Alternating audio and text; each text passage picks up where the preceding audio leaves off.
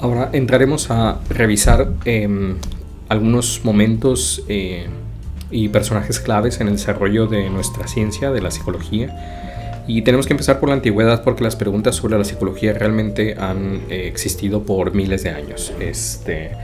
Y aquí una de las cosas que quisiera compartir brevemente es una invitación a cómo pensar estos personajes que vamos a revisar. Sí haremos una revisión histórica, pero considera esto, cada momento y cada personaje, cada concepto nuevo que vamos incorporando en este desarrollo histórico implica que antes de eso las personas no pensábamos de esa manera, no pensábamos así, no teníamos esa posibilidad, esa manera de ver las cosas, que por lo tanto entonces habría otras opciones, tal vez pensamientos religiosos, intuiciones, etcétera, y que cada quien, al tener diferentes maneras de pensarlo, no habría una manera como acorde o en conjunto, consensuada para pensarlo.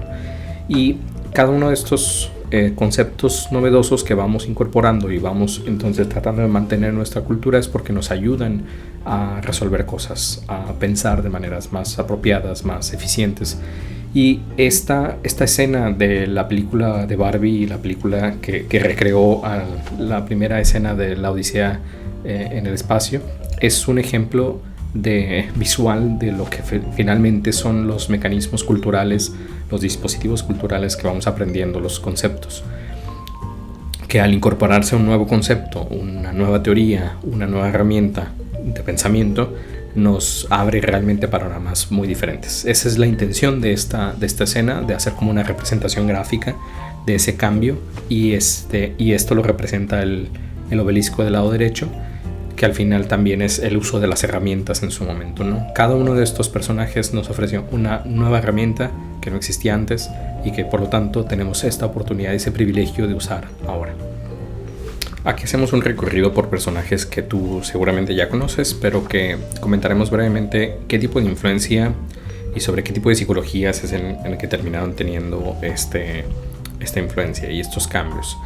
Desde los tiempos griegos antiguos sí teníamos ya preguntas muy claras y más sistematizadas sobre qué es nuestra mente, si es una diferencia entre alma, mente, espíritu, etc. Y aquí Platón es uno de los que tuvo bastante influencia en este tipo de ideas.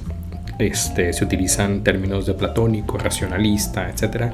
Porque parte de su manera de pensar sobre cómo conocemos las cosas, incluyendo cómo son nuestros procesos mentales, es que existe este mundo de las ideas y que se contrapone con el mundo de las formas, y que entonces aprendemos más bien recordando las ideas que podamos tener o que conocíamos antes de nacer, ¿no? Entonces esta es una postura racionalista en un sentido en el que es nuestra capacidad mental, nuestra capacidad de raciocinio es el que nos lleva realmente a resolver las cosas, a entenderlas, comprenderlas. Entonces si nos hacemos preguntas sobre qué recordamos, qué olvidamos, etcétera, genera una postura en el que abordaríamos este tipo de problemáticas más bien como tratando de pensar de maneras sofisticadas, armadas, o de manera muy fuerte, con mucho esfuerzo, sobre ese tema.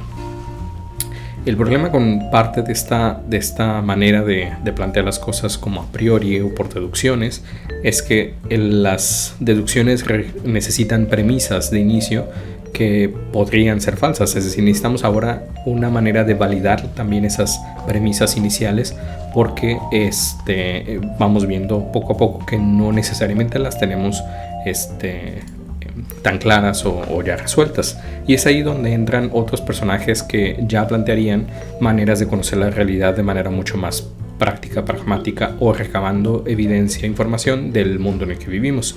Y ahí tenemos personajes como Aristóteles, en el que al plantear esta visión contrapuesta, se le consideraría como padre del realismo, en el que además de la deducción, que sí se utilizarían mecanismos deductivos, es decir, los silogismos, las premisas, y que a partir de ellas, si ya tenemos la verdad de unas ciertas premisas, podremos ir consiguiendo otras más por deducción, por mecanismos lógico-deductivos.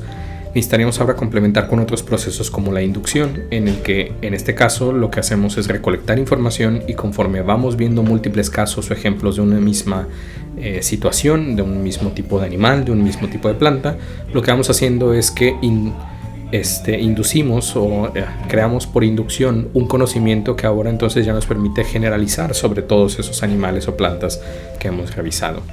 Y es Aristóteles el que propone que la introspección sería un método para estudiar la mente, para recabar información sobre qué es nuestra mente, qué son nuestras emociones, nuestra memoria, nuestra atención, etc.